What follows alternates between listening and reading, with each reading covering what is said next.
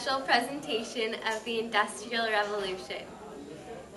Wow, that was interesting. Nothing like a little protein. Oh well. Factories are really dangerous during the Industrial Revolution. Yeah. Conditions were very harsh. Yeah, people worked long hours with little pay. Children as young as the age of 6 were working up to 19 hours a day. And factories were crowded and people would lose limbs or even their lives from big machines. On average, men would only get $5 a week. Women would get $2, and children would just get $1 a week for working over 16 hours a day. Let's take it over to the factory and see what those little rascals have to say. Hello, and I'm here today at the local grocery store in the meat section. The U.S. is currently going through a time of labor shortage. A lot of families are forced to send their children off to work in factories in order to survive economically. Children were useful because they could work in hard-to-reach places. Over 1 million children are currently working industrial jobs. In these industrial jobs, such as factory working, children were forced to work 10 to 12 hours a day on little to no pay.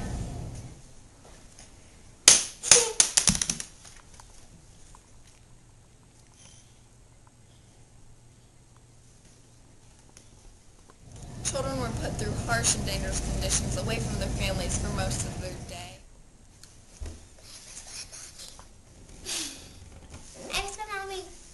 I miss my mom. Limbs ended up getting caught in the machinery and ground into the beef at the butcher shops.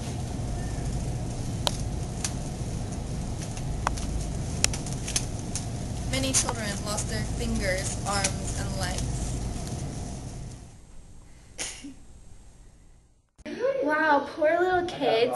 Even though there's a lot of hardship during the Industrial Revolution, some good stuff happened too. We got a lot of cool inventions and cities grew big. And America got lots of money. I have an idea. Let's see what's up with my guy, Thomas Edison.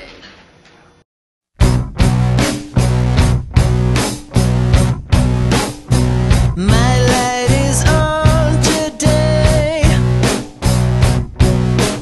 Please don't put it out.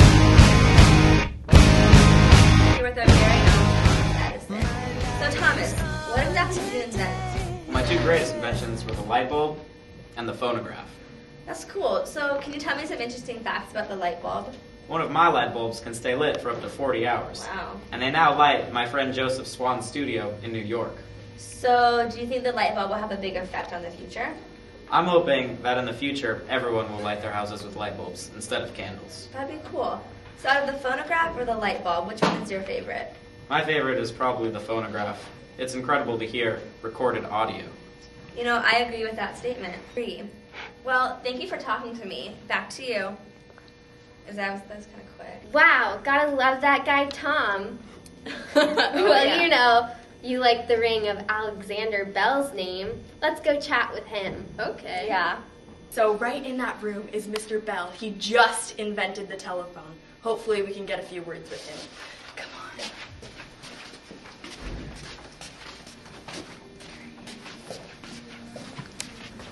Oh, hi there. I'm Alexander Bell. at Bishop Blanchette High School. I understand I have some questions about... Myself. Yes, Mr. Bell. Tell me what inspired you to make such a device like the telephone. Well, Ashley, I worked with deaf children. All right. They were my inspiration. Okay, I never thought of that before.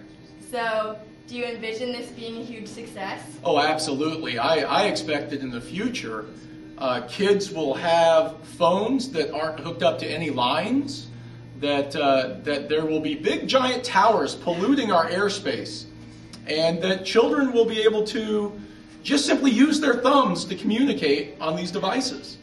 Well, if only I had time to talk to people. They have me working 16-hour shifts right now. Oh well, now how exactly is this telephone used?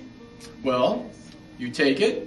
In the future, my hope is that you take it, you put it up to your ear, and in one end, you listen, and one end, you talk. Somebody, the sound that will vibrate and echo and go along a wire, and somebody on the opposite end will be able to hear.